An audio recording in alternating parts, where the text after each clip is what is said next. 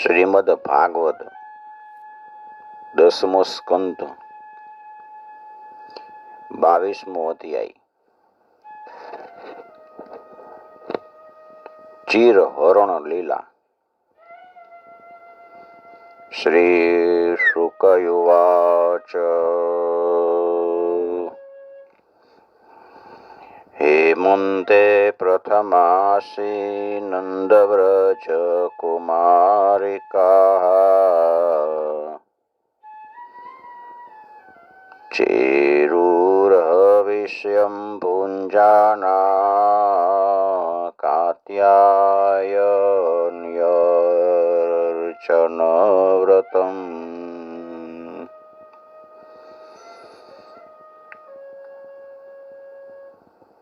પરીક્ષિત,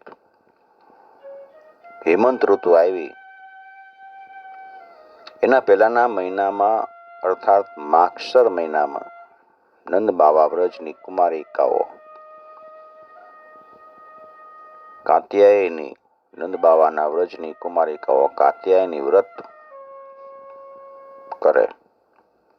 એમાં કાત્યાયની દેવીની પૂજા કરવાની, ફલાહાર કરીને કરે. યમુનાજીમાં સ્નાન કરી અને કિનારા પર દેવીની રેતીની મૂર્તિ બનાવે,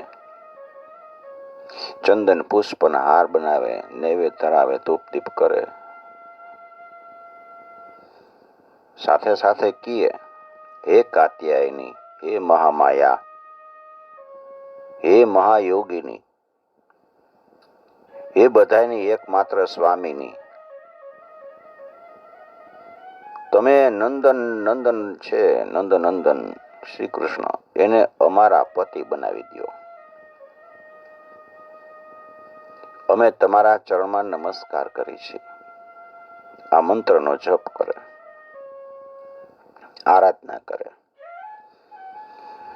કાત્યાયની મહામાયે મહાયોગિન્યધીશ્વરી નંદગોપસુતમ દેવી પતિમ મે કુરુ તે નમઃ.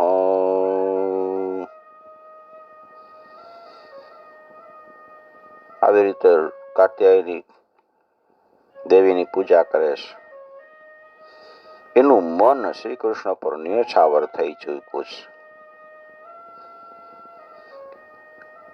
1 મહિના સુધી ભદ્રકાલીની આ રીતે પૂજા કરી અને એની પાસે માગ્યું કે નંદ નંદન શ્યામ સુંદર જ અમારા પતિ થાય. રોજ પરોઢીએ ઉઠીને નામ લઈ લઈને એકબીજી સખીને બોલાવતી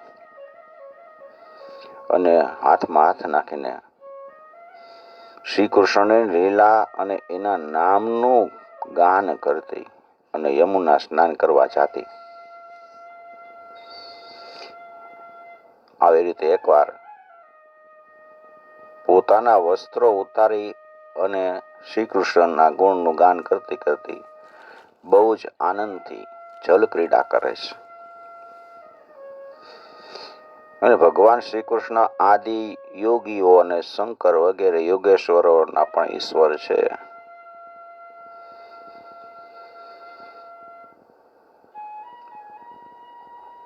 એનાથી ગોપીઓની અભિલાષા છાની થોડી રહ્યા. એનો અભિપ્રાય જાણી ગયા. પોતાના મિત્રો ગોપ બાળકોની સાથે જ્યાં કુમારિકાઓ સાધના કરે છે ત્યાં એની સાધનાને સફળ કરવા માટે યમુના કિનારે ગયા છે. અને એણે એકલાએ જ બધી ગોપીઓના વસ્ત્ર ઉઠાવી લીધા અને એક કદમના ઝાડ ઉપર ચડી ગયા. ગોપકુમારો મોટે મોટેથી હસવા લાગ્યા.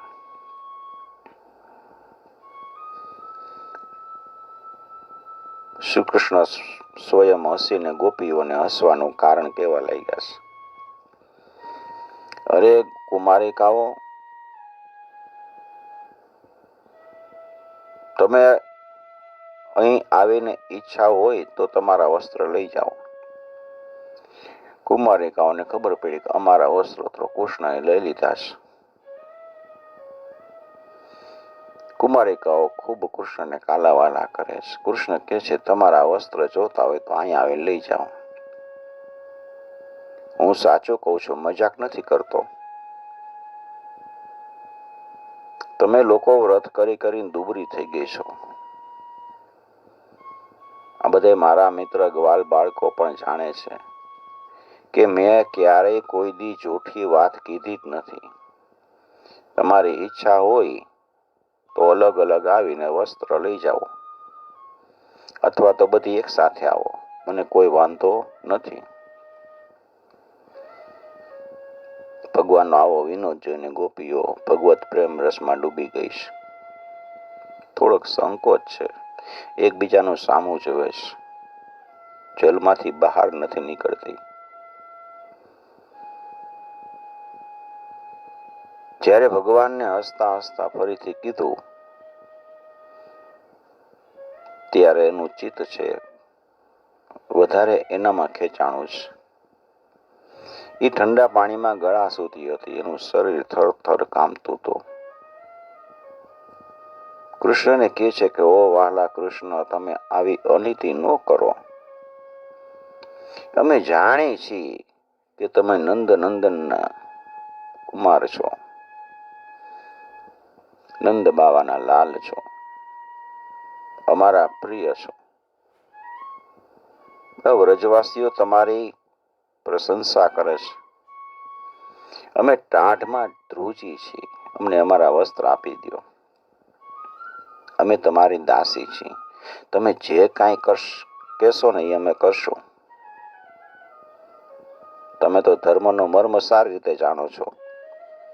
તમે અમને દુઃખી ન કરો, બસ અમારા વસ્ત્ર અમને આપી દો, નહીં તો અમારે નંદ બાવાને ફરિયાદ કરવી પડશે. ત્યારે ભગવાન કહે છે, તમારું હાસ્ય પવિત્રતા અને પ્રેમથી ભરેલું છે.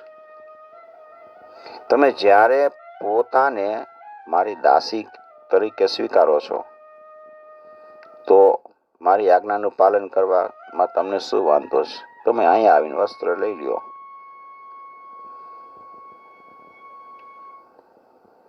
પરીક્ષિત, એ કુમારિકાઓ તો ઠંડીથી ધ્રુજતી હતી.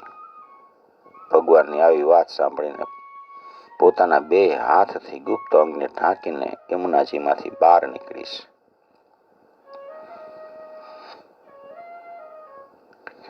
ભવત્યો યદિ મે દાસ્યો મયોક્તમ વા કરીષ્યથ.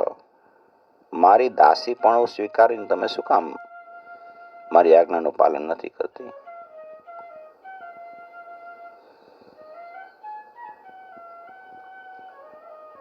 યમુનાજીમાંથી બહાર નીકળી. એને ઠંડી બહુ લાગતી હતી. કૃષ્ણ એના શુદ્ધ ભાવથી બહુ પ્રસન્ન થયા છે. ભગવાન હતા વીક્ષ્ય શુદ્ધ ભાવ પ્રસાદિત, સ્કંધે નિધાય વાસાંસી પ્રીત પ્રોવાચ સસ્મિતમ.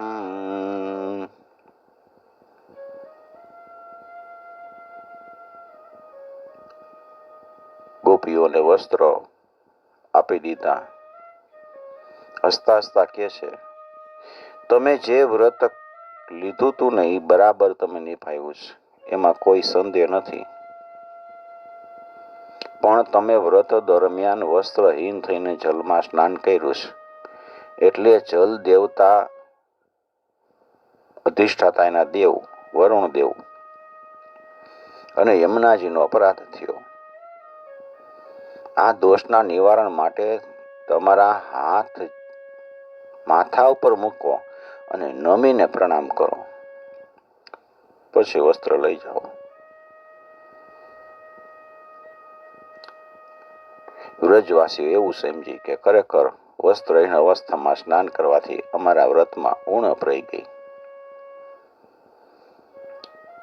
અને એની નિર્વિઘ્ને પૂર્તિ કરવા માટે સમસ્ત કર્મોના સાક્ષી શ્રી કૃષ્ણ અમને આવી રીતે કીધું છે. શ્રી કૃષ્ણને નમસ્કાર કરે છે. એટલે એની બધી ઉણપ અને અવરોધ નિવૃત્ત થઈ ગયા. યશોદાનંદન ભગવાન શ્રી કૃષ્ણએ જોયું કે બધી કુમારીઓ અમારી આજ્ઞા પ્રમાણે, મારી આજ્ઞા પ્રમાણે પ્રણામ કરી રહી છે. ત્યારે ભગવાન પ્રસન્ન થયા. એના હૃદયમાં કરુણા ઉભરાઈ આવી છે. એણે ગોપીઓના વસ્ત્ર આપી દીધા. કુમારિકાઓની બહુ કસોટી કરી. લજ્જા છોડાવી. લજ્જાનો ત્યાગ કરો. છોડ ભરી વાતો કરી કરીને કઠપુત્રીની જેમ એને નચાવી. ત્યાં સુધી કે એના વસ્ત્ર પણ હરી લીધા. છતાંય એ ભગવાન ઉપર નારાજ ન થઈ. એની આવી ચેષ્ટાઓને દોષ ન માન્યો, બલકે પોતાના જ પ્રિયતમના સંગથી એ વધારે પ્રસન્ન થઈ ગઈ.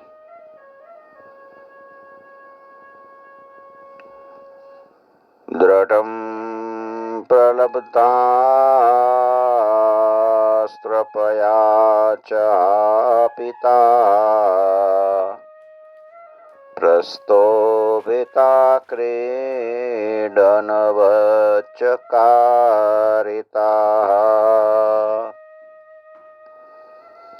વસ્ત્રાણિ ચૈવાપરુતાન્યથાપ્યમું નાભ્યસૂયન પ્રિયસંગનિવૃતા.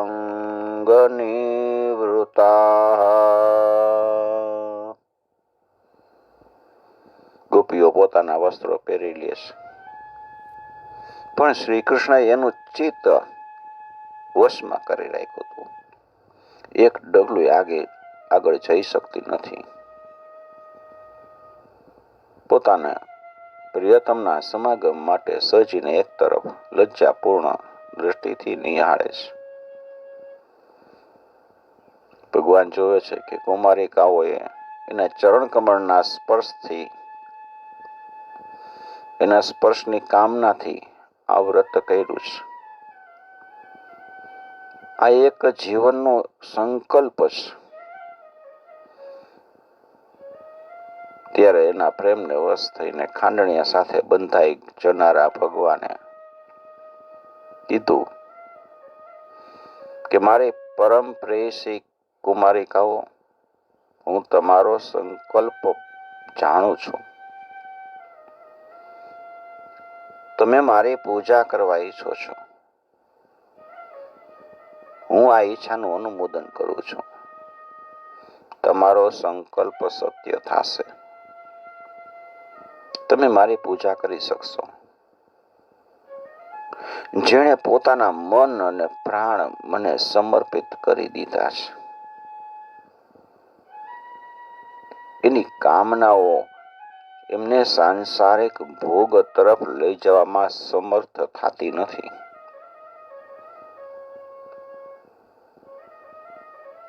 કામનાઓ છે જાગશે પણ તમને સંસારમાં ખેંચી નહીં જાય. બસ મન અને પ્રાણ કૃષ્ણને સમર્પિત કરી દો. શ્વાસે શ્વાસે કૃષ્ણનું રટણ ચાલુ હોય, મન એમાં પરોવાયેલું હોય તો કોઈ કામના તમને ખેંચી નહીં શકે.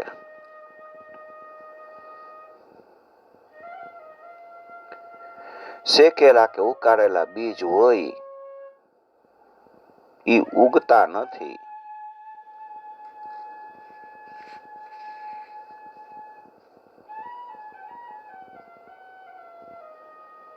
ન મય્યાવેશિત ધિયામ કામઃ.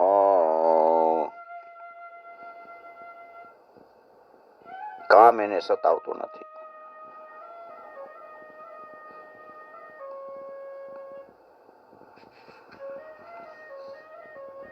કુમારી કહો, તમે હવે પોતપોતાના ઘરે જાઓ, તમારી સાધના સિદ્ધ થઈ ગઈ છે. સાધનાની સિદ્ધિ ઈ છે કોઈ કામના નો રહે, સંસાર તરફ કામના ખેંચી ન જાય.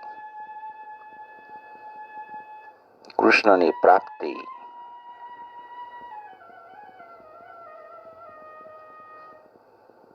સર્વ કર્મ છે ઈશ્વર માટે કરે, એ જ સાધના થઈ જાય, એ સિદ્ધિ થઈ ગઈ કહેવાય. કૃષ્ણ કહે છે કે તમે આવનારી શરદ ઋતુ ની રાત્રિ આવે, શરદ પૂનમ, ત્યારે તમે મારી સાથે વિહાર કરશો. એ જ ઉદ્દેશથી તો તમે લોકોએ આ વ્રત અને કાત્યાયની દેવીની પૂજા કરી હતી. આ ચીરહરણનો પ્રસંગ છે ને, એનાથી અનેક પ્રકારની શંકાઓ કરવામાં આવે છે. સચ્ચિદાનંદ ભગવાનની દિવ્ય મધુર રસમય લીલા, એનું રહસ્ય જાણવાનું સૌભાગ્ય ઘણા ઓછાને હોય છે. જે રીતે ભગવાન ચિન્મય છે ને, એ જ પ્રમાણે એની લીલા પણ દિવ્ય હોય.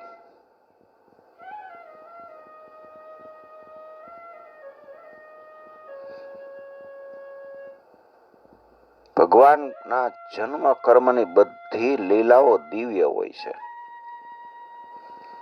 પણ વ્રજની લીલા, વ્રજમાં નિકુંજ લીલા, અને નિકુંજમાં પણ માત્ર રસમય ગોપીઓની સાથે થનારી મધુર લીલા દિવ્યાથી દિવ્ય અને સર્વ ગુહ્યતમ છે.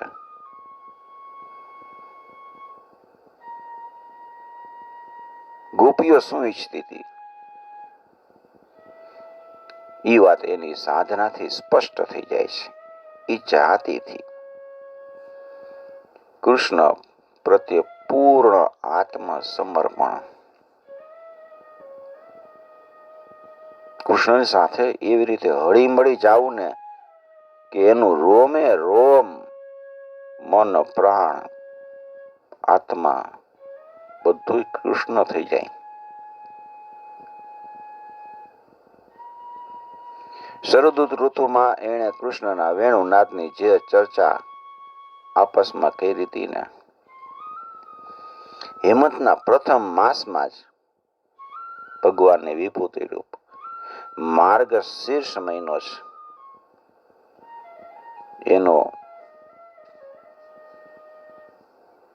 એને લાભ ઉઠાવ્યો, સાધના કરી.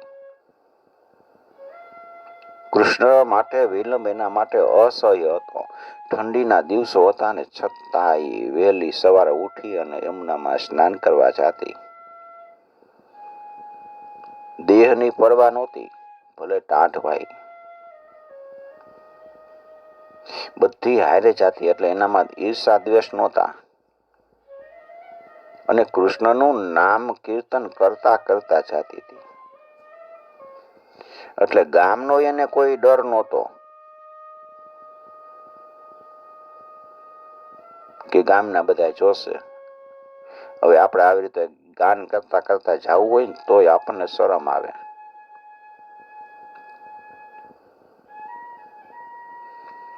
ઘરમાં ફળ ફૂલ ખાઈ એનું જ ભોજન કરતી.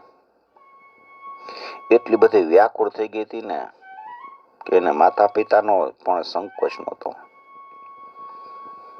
અને વિધિપૂર્વક દેવીની મૂર્તિ બનાવે અને પૂજા મંત્ર જાપ કરે. આ બધી રીતે આ કાર્યને ઉચિત માનતી, ઉત્તમ માનતી. પોતાનો તમામ પરિવાર, ધર્મ, સંકોચ, વ્યક્તિત્વ ભગવાનના ચરણમાં સમર્પિત કરી દીધું હતું. બસ નંદ નંદન અમારા પ્રાણના સ્વામી થઈ જાય. કૃષ્ણ તો એના સ્વામી હતા જ, પણ લીલાની દ્રષ્ટિએ એના સમર્પણમાં થોડીક ઉણપ હતી. નિવારણ રૂપે કૃષ્ણની સામે નહોતી જતી, એના માટે થોડોક સંકોચ હતો. સંકોચ દૂર કરવા માટે, એની સાધના, એનું સમર્પણ પૂર્ણ કરવા માટે એનું આવરણ ભંગ કરી દેવાની જરૂર હતી. આ આવરણ રૂપી વસ્ત્ર છે ને, એ હરી લેવું બહુ જરૂરી હતું. અને એ જ કામ કૃષ્ણએ કર્યું. યમુના કિનારે જઈ વસ્ત્ર હરણ કર્યું. સાધક છે એ પોતાની શક્તિથી, પોતાના બળ અને સંકલ્પથી માત્ર, પોતાના નિશ્ચયથી જ પૂર્ણ સમર્પણ નથી કરી શકતો. આપણે ગમે એટલો નિશ્ચય કરેલી કે આપણે ભગવાનના છીએ, આમ છીએ, તેમ છીએ, પણ ભગવાન એમ કે તમારા વસ્ત્રો બધાય દેહરૂપી વસ્ત્ર છે ને ભૂલીને મારી પાસે આવો, દેહભાન ભૂલી જાઓ.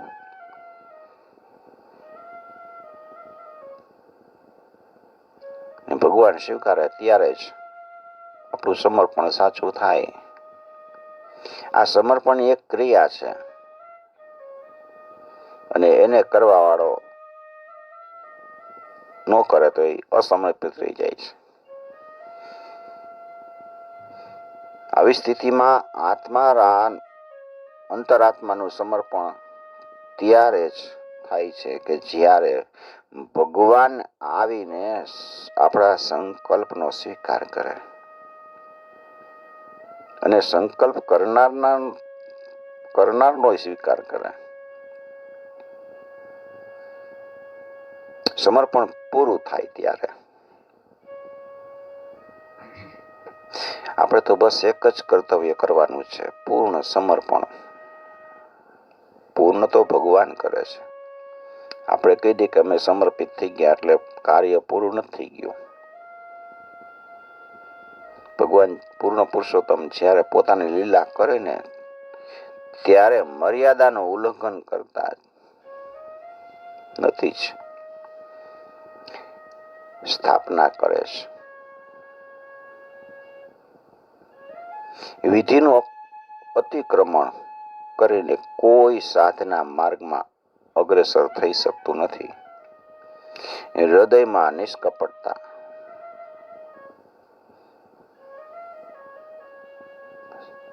સચ્ચાઈ, સાચો પ્રેમ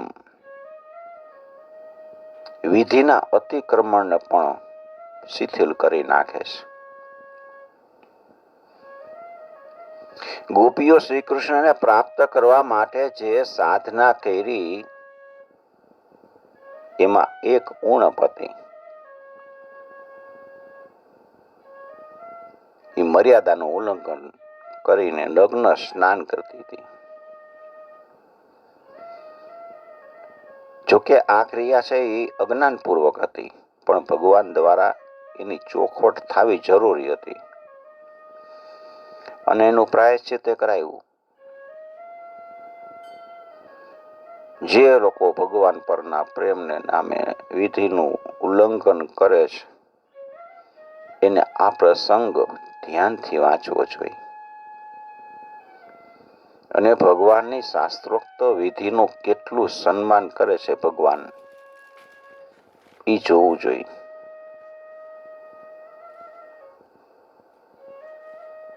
ભક્તિનો અંત છે એ રાગાત્મિકા ભક્તિમાં છે અને રાગાત્મિકા ભક્તિ પૂર્ણ સમર્પણના રૂપમાં પરિણમિત થઈ જાય છે. ગોપીઓએ વિધિ પ્રમાણે અનુષ્ઠાન કર્યું. એનું હૃદય તો રાગાત્મિકા ભક્તિથી ભરેલું હતું. હવે પૂર્ણ સમર્પણ કરી દેવું જોઈએ. એટલે ચિરહરણ દ્વારા એ જ કાર્ય સંપન્ન થયું. ગોપીઓને કોઈની પરવા નહોતી. આલોક પરલોક, સ્વાર્થ પરમાર્થ, જાતિ કુલ, જેની પ્રાપ્તિ માટે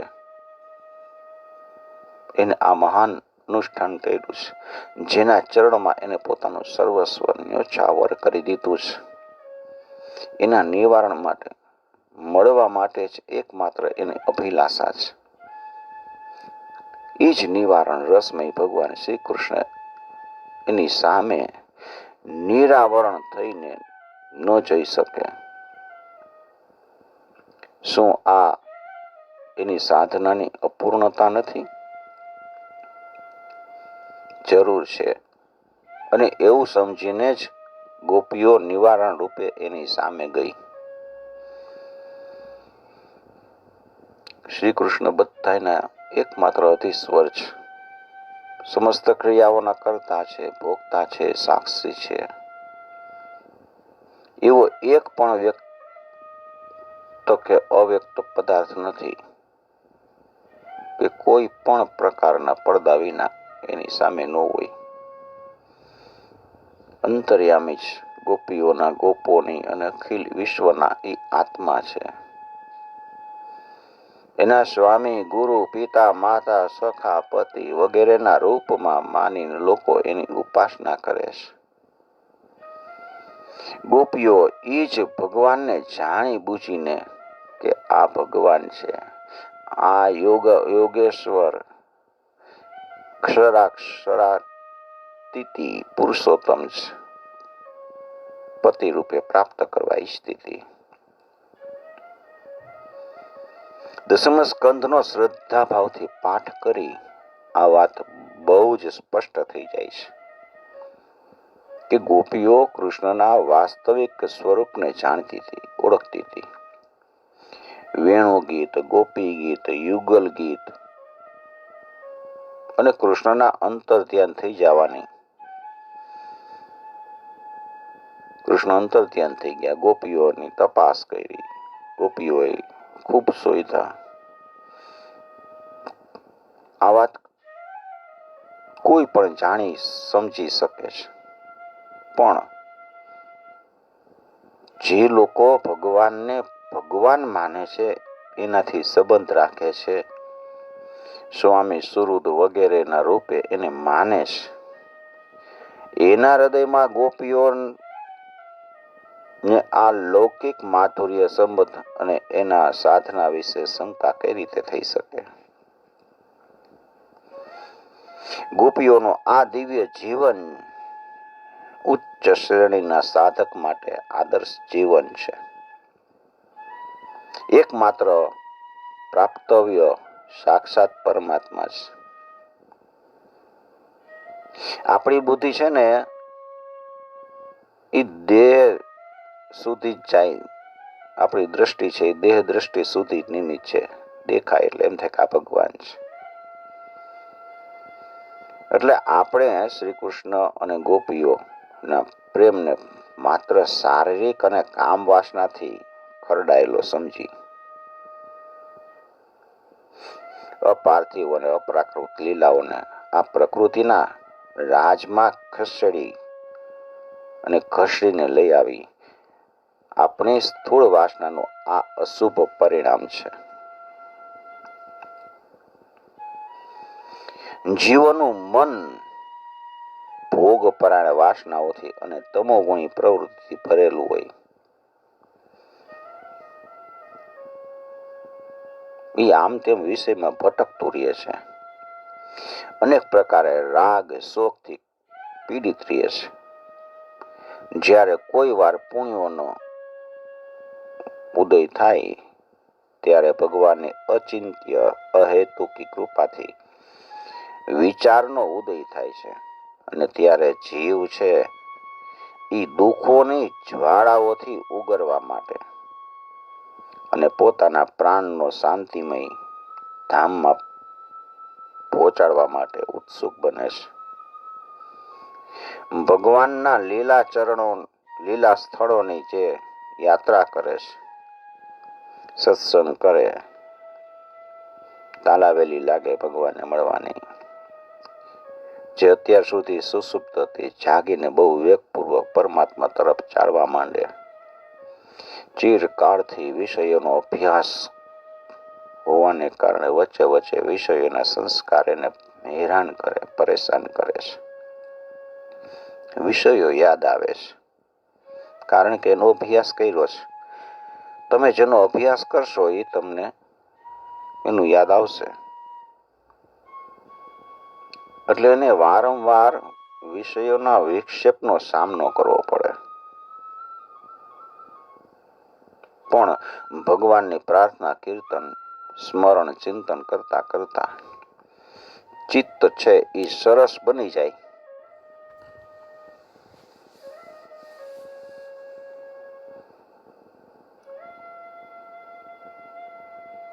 અને ધીરે ધીરે ભગવાનના સાનિધ્યનો અનુભવ થવા લાગે.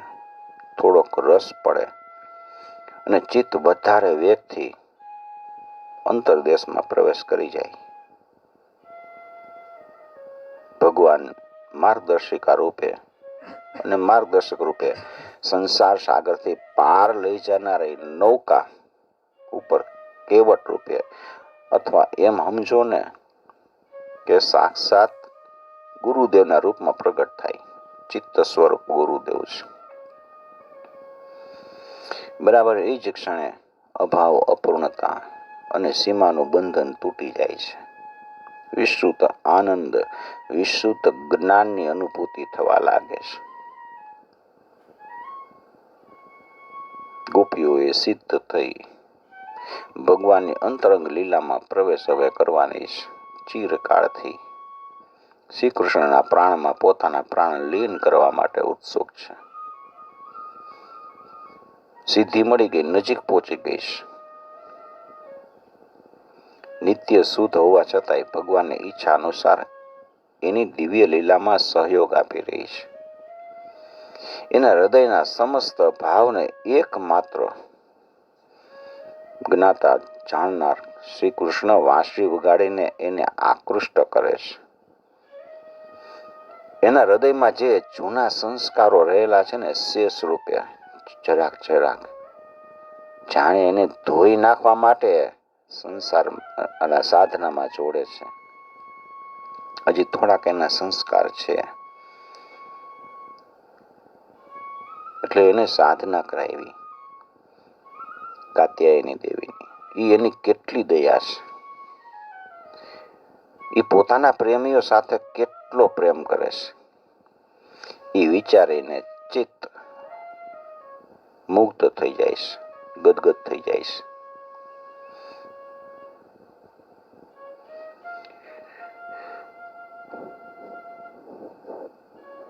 શ્રી કૃષ્ણમાં ચિત્ત પરોવી દવું એ જ આપણી મોટી સાધના કહેવાય છે.